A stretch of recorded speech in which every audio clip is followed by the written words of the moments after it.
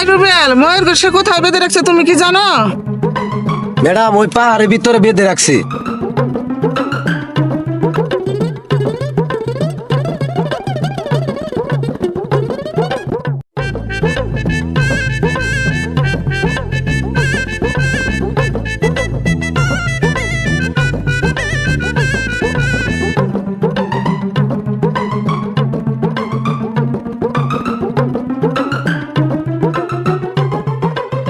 কই ময়ের ঘুষ?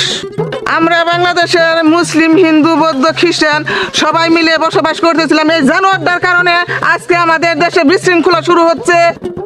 এই জানোয়ারটাকে জুতা দিয়ে পিটানোর জন্য আমি বহু দূর থেকে এসেছি।